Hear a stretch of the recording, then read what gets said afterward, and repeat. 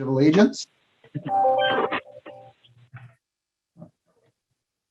I pledge allegiance to the flag of the United States of America and to the republic for which it stands, one nation, under God, indivisible, with liberty and justice for all. So the first item on the agenda is approval of the minutes from March 1st. From March.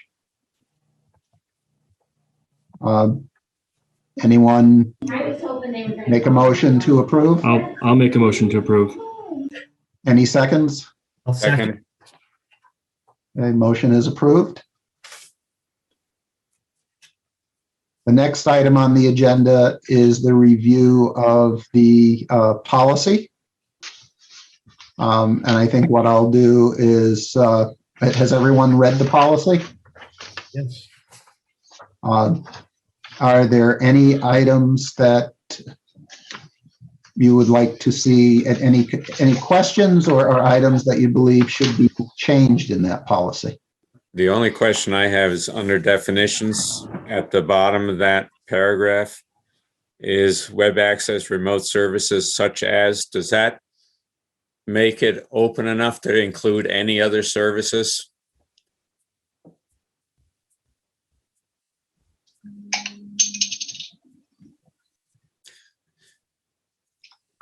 Is that question not clear, or? No, it's a clear question.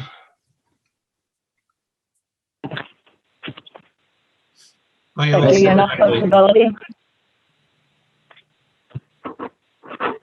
What's that? I'm just wondering if that, like I said, if it makes sure that that allows any other, at this point, unnamed services.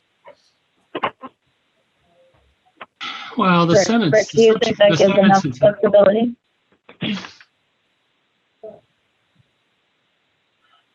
I mean, I think it's just giving some examples, so I think it's fine. Right. I think it's open-ended. I think if you specifically list services, that excludes anything you may have missed. Okay, so the such as is good enough? Such as it is, yeah. Okay. Sorry to ask the question then. No, it's a good. No, it's all right. No, all questions are good. Yeah. One question I had was, does there need to be a section in there about employee terminations and annual review of who actually has access? And that's something I didn't see in there. Well, I think they covered terminations or possible penalties for violation, which I think went up to termination somewhere. It was penalty up to including termination, but as staff turns over, are they making sure that they're cutting off this access? Are they making sure that the equipment is returned? All this kind of stuff. Rick? Yeah, I'll add, so at the bank, we have our policy states that there's we actually review every 60, sorry about that, the dog, every 60 days, we review who has access. And if they haven't accessed via VPN in 60-day period, they're actually removed. VPN is removed. Yeah, we're on the same. We're not 60 days. We're probably, being a tight, small group that we are, that's almost like a daily affair. And we are notified by HR should something be coming down the pike. Unfortunately, on some terminations, and Melissa could attest to this, is that we're pretty much brought up to speed beforehand to put our termination steps in order. So, okay. And we have like an offboarding procedure too, right, Rick? I mean, in terms of when an employee separates from service for whatever reason, there's a number of sort of access points that we need to shut off, and that includes the whole remotes. I mean, we're remote in one aspect, but there's a couple other remotes too for remote vendor support and everything else that has to be cut out and then rebuilt. because of the tie, sometimes one-on-one with the employee that could be terminated or has left service with a vendor, we remove those and build it back up. In a similar vein, on the next paragraph, the third-party vendors, is there any sort of a penalty that should be there other than them being taken off the system? Contract ended? I mean, we could, but usually on something like that it's shut down initially to find out, one, it's really a gut check to see if that person or those folks are still there and who is on the other side of that. Because sometimes we're pigeonholing them to specific IPs, but the person accessing some of those vendor systems may not be Paul Smith anymore. It could be John Doe. So do you allow sharing of IDs? No. Okay. But going back to that question though, is, for a penalty for a vendor, that's, that's something we maybe should look at.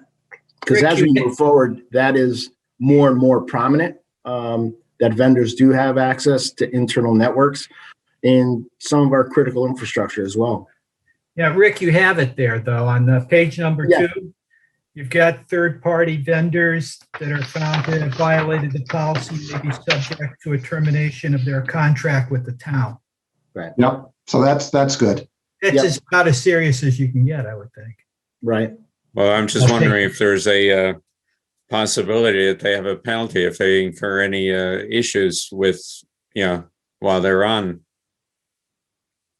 That would probably have to be contractually agreed upon when the contract was signed. Yeah. Honestly. Okay. So at a higher level, have we had any issues? Because this policy's been in place for a bit.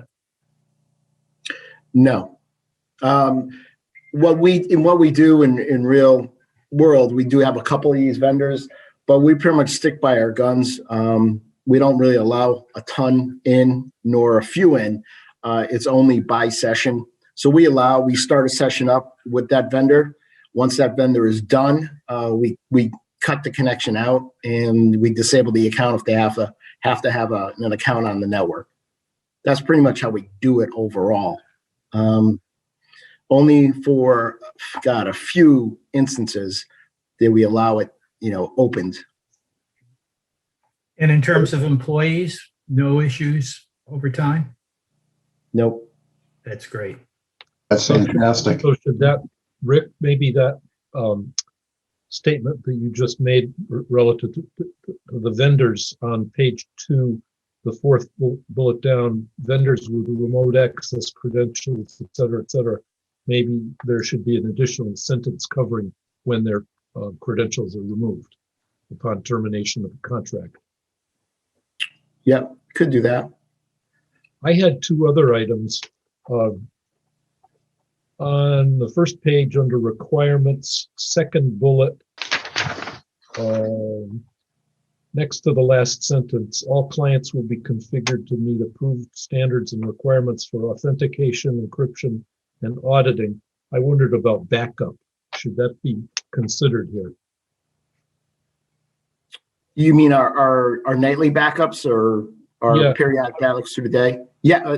How does that pertain to the VPN? It's just ignorant on my part, I guess. They're pretty much done on-prem and off-prem without the use of a VPN.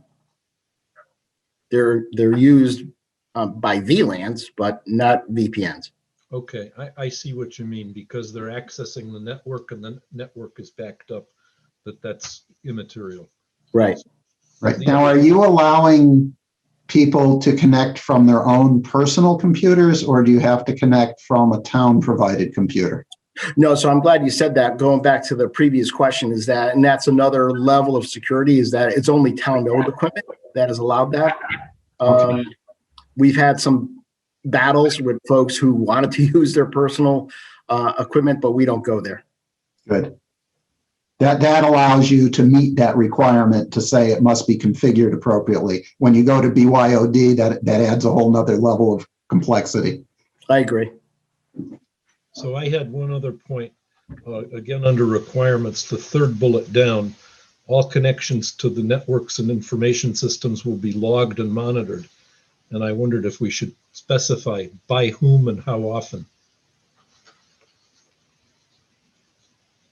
Could make it deeper or more detailed. I presume you do that, Rick? Yep. Just a suggestion. The only thing, again, I'll add is if we're calling this a policy, which it is right now, you better adhere to it.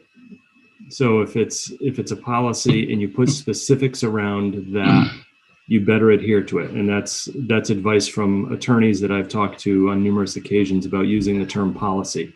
Yeah. One attorney that I talked to says you shouldn't even actually have things called policies, but they should be, plans, because if you say policy, it's enforceable and has to be adhered to if you were going to be, examined or audited. So just be careful with that. And the other thing you have to watch out for is, I assume the policies are available to anybody to read and review. So the more detailed information, you have to think, if an adversary gets a hold of this, is there anything they can do with that information? Just saying it's logged and monitored, they don't know how it's logged, they don't know how it's monitored. If you start saying this is logged via this X system using Splunk and kept in Azure, it's something that people may exploit. Good point. I wasn't suggesting going quite that far, but just rather on whose back is the chore, and is it, you could say it's done at least once annually or once monthly or whatever. Well, no, it should be every packet should be logged, right? Or at least every exception to policy should be logged, and it should be done real time, right? Yeah. Yep. Yeah, and I wouldn't certainly have an issue if it was, again, language around at least once per year, because then that gives you the flexibility. As long as you're doing it once per year, you're in adherence to the policy. And if you do it 20 times a year, great. Well, I guess once again, my question to that is, it says all connections will be logged and monitored. I would say what is logged and monitored will be reviewed on a certain basis. The logging and monitoring isn't what occurs every year. The logging and monitoring is 24/7 by 365. That makes sense, Evan, to me.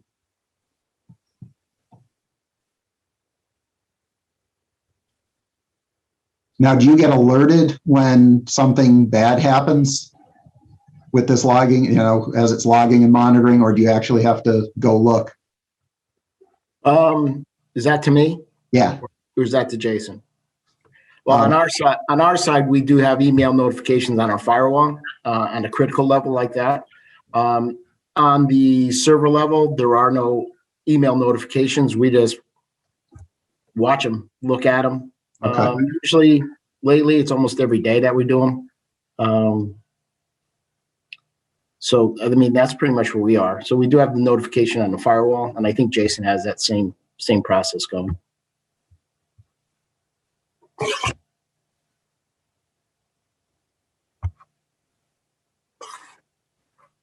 I have something to bring up. I was wondering, looking through this, if there's anything that had changed because of the pandemic, like unexpected things, like devices, people you never thought needed devices who needed to work remotely, and those sort of things. Did anything like that come up here that you had to kind of break the rules a little bit? No. I'm not, I don't mean we didn't break them. No, it's a good question. No, we didn't break them. Unfortunately, we had to re-engineer a bunch of devices that we did have, all Windows based. And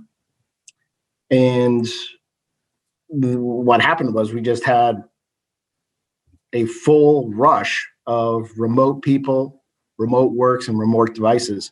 And the front office worked with the IT department. We logged who had what, serial numbers, credentials, so on and so forth. So we got, you never say never, but I think we have a good tight handle on who has what out there. With the hindsight of the unexpected need to have literally everybody go remote, is there something you would put in here that would be different or amended somehow? Not that I saw, Liz. I think we're okay with that. I mean, I think it'll fall off a little bit in the coming months, hopefully. But I don't think we're going to lose a ton of those folks. I think that's going to be here to stay. Or one of those new normal things. Yeah. Yeah, it was good that we had this policy in place because some of us were always set up to work remotely, but the vast majority of our workforce wasn't. And so as Rick was rolling out devices to people who we never anticipated would need to work remotely, we were making sure that they had a copy of this policy and understood it and had it, were made aware of what's in it as we were sort of doing this on the fly. So it was good that we had this in place ahead of time. Yeah. That's good to know that it actually adapted for the pandemic. Mm-hmm. Yeah. Yeah. Yeah, I think a lot of companies didn't realize how well a remote workforce could work until the pandemic occurred. So, And how much cheaper their real estate is going to be. oh yeah. And how much You know what? not to have to commute 50 miles each way. Yeah, but I don't know about anybody else, but I miss being in a physical space with people other than my family. I would like to at least go in the office 1 or 2 days a week. But the problem is, my management chain is in Texas.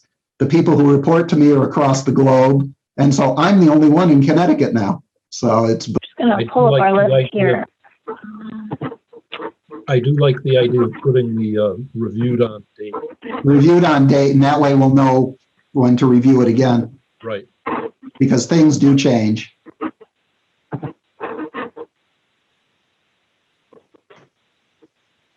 So our last one might be the social media website use, this one here. Yeah, the only one I was not going to recommend we do more than one is the incident report, because that's a lengthy one. Yeah. Well, I think we did that, didn't we? We discussed it and we were waiting for the tabletop exercise. Right. That was Okay. just in the last, yeah, I think the social media one is the last one. Yep.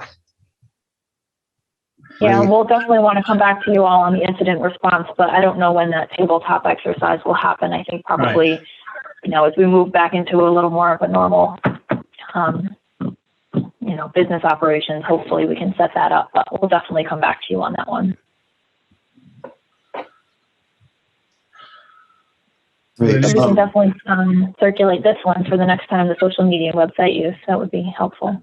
That sounds good. Any other topics we want to bring up or discuss? I did have a question about the IT sharing and whether or not we'd gotten any feedback from anybody on the findings or the suggestion that we made. Yeah, Jason, I don't know if you have anything on your end. Honestly, we've been so consumed with the budget process. I haven't had a formal, sit down with the town manager about it. Jason, I don't know if you had anything more formal. Nothing more formal. I think Matt just wanted to circle the wagons with Maria before making any kind of statement, but he was fine. I have nothing more to add. Yeah, I know we got the thank you from them for the work, but that was about it. Yeah. Is that something we should add to our list for annual review, or do you want to keep that more at a staff level? I think the document is based on an internal IT to IT department level, so probably just want to keep that internal.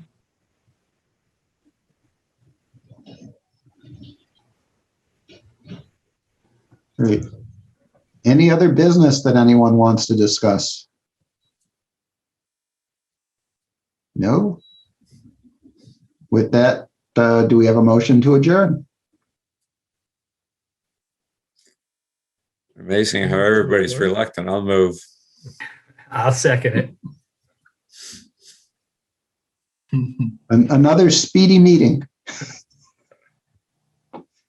And Thanks, everyone. thank you. Yep. Thank you. See you Have a good next time. afternoon. Enjoy the rest of the day. See you guys. You too. Bye.